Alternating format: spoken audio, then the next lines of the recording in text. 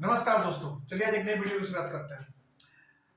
दोस्तों, आज का वीडियो काफी इंटरेस्टिंग होने वाला है और इस वीडियो में हम काफी इंटरेस्टिंग टॉपिक पे बात करने वाले हैं।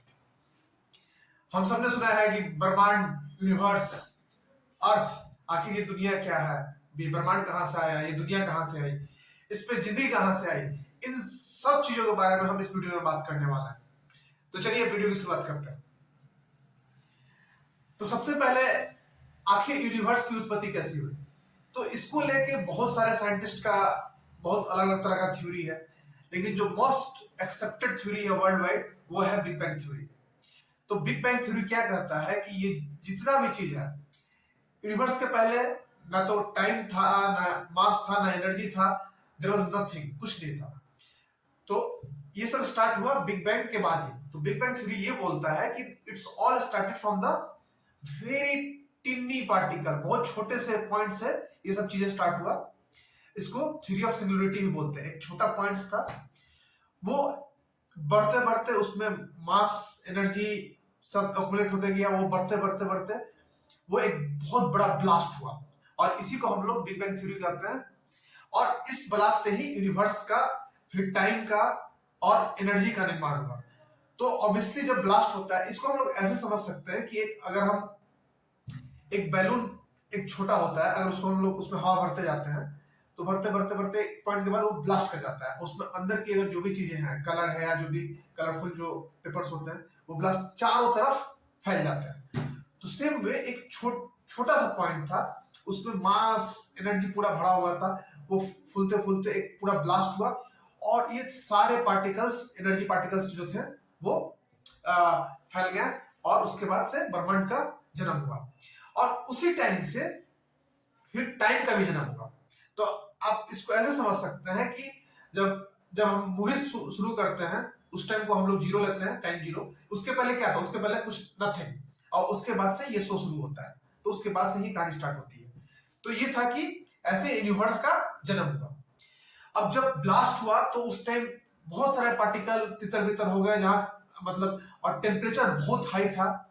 और जब भी ब्लास्ट होता है तो डस्ट एंड पार्टिकल्स, गैसेस पूरे चारों तरफ बिखर गए और उन्हीं सब टिनी टिनी पार्टिकल्स जो थे उनसे मिलके फिर क्या एटम का निर्माण हुआ। प्रोटॉन, न्यूट्रॉन और जो इलेक्ट्रॉन मिलके फिर एटम बना।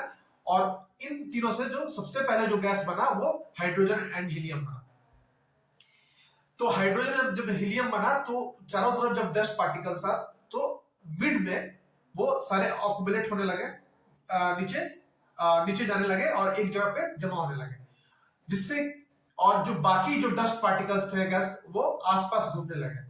तो once due to the gravity जब हाइड्रोजन और हीलियम एक जगह पे ऑक्यूमुलेट हो गए, जमा होने लगे, तो फिर उनमें न्यूक्लियर फ्यूजन शुरू हो गया। हाइड्रोजन से हीलियम कन्वर्ट होने लगा, तो उससे फिर वो unlimited source of energy create होने लगा। और इसी से हमारे जो मतलब स्टार, जिसको हम सन कहते हैं, जिसके चलते हमको एनर्जी मिलती है, सन का जन्म हुआ। तो वो एकदम कंटिन्यूअस प्रोसेस है। सन में क्या होता है, एनर्जी हमेशा क्यों सन के पास रहता है, because due to the nuclear fusion hydrogen is always getting converted into the helium. तो ये इससे हमको एनर्जी मिलती रहती है। तो ये जो सेंटर में था, सन आ गया। उसके बाद जो डस्ट पार्टिकल्स, गैसेस और बाकी जो चीजें थी वो अगल बगल एक डिस्क की तरह से पूरा तेजी से घूमने लगे। और घूमते घूमते जो छोटे छोटे पार्टिकल्स थे कोलाइड करके फिर क्या कहते हैं, एक साथ जुड़ने लगे, करते करते फिर वो प्लैनेट्स का रूप ले लिए। और उसी में जो छोटा छोटा टूट के कुछ इधर उधर गिर गया वो एस्ट्रॉइड्स बन गए। तो इस तरह से हमारा क्या हुआ, बाकी प्लैनेट्स का निर्माण हुआ। उसी में से हमारा एक प्लैनेट अर्थ भी है। अब इसके बाद क्या होता है कि जो मतलब स्टार्स बने, तो बहुत सारे स्टार्स जो मतलब स्टार जो मिलके बनते हैं, जो ग्रुप बने, उसको हम लोग गैलेक्सी कहते हैं। तो इसी गैलेक्सी में से जो एक गैलेक्सी था आकाशगंगा, मिल्की वे, उसमें से हमारा उसी गैलेक्सी में हमारा जो है अर्थ, अर्थ जो प्लेनेट है वो आता है। तो ये थी स्टोरी, यूनिवर्स क्रिएट कैसे हुआ, फिर सन का क्रिएशन कैसे हुआ, फिर प्लैनेट्स कैसे क्रिएट हुए, और क्या कहते हैं, इस स्पेस का मतलब यूनिवर्स का मतलब एक्सपेंशन कैसे हुआ और टाइम की उत्पत्ति कैसे हुई। तो जो फर्स्ट जो बिग बैंग का जो ओरिजिन पॉइंट था उसी से हम मानते हैं कि टाइम का जन्म हुआ और मास और एनर्जी का जन्म हुआ। और ये कंटिन्यूअस प्रोसेस है।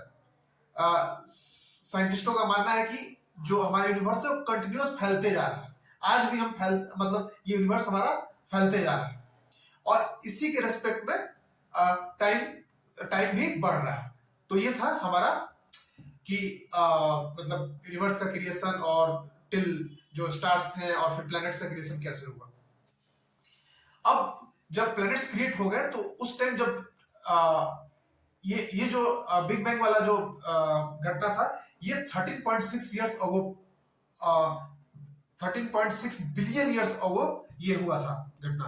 मतलब 13.6 बिलियन इयर्स पहले ये घटना हुई थी। उसके बाद जो सन और जो अर्थ का ओरिजिन है लगभग ऑलमोस्ट 4.6 बिलियन इयर्स अगो माना जाता है। तो एक बार जब अर्थ की उत्पत्ति हो गई, जब अर्थ जनरेट हो गया तो उस टाइम अर्थ जब क्रिएट हुआ उस टाइम ये पूरा बहुत ज्यादा टेम्परेचर था और मतलब जीवन के लायक नहीं थी पृथ्वी। तो फिर ये कैसे उस कंडीशन से आज का कंडीशन जहां पे मतलब लाखों तरह के स्पीसीज, ह्यूमंस हैं, एनिमल्स हैं, प्लांट्स हैं, ये सब कैसे हुआ, फर्स्ट जीवन की उत्पत्ति कैसे हुई पृथ्वी पे, इन सब चीजों पे हम लोग नेक्स्ट वीडियो में बात करेंगे। हम तब तक के लिए धन्यवाद, नमस्कार दोस्तों।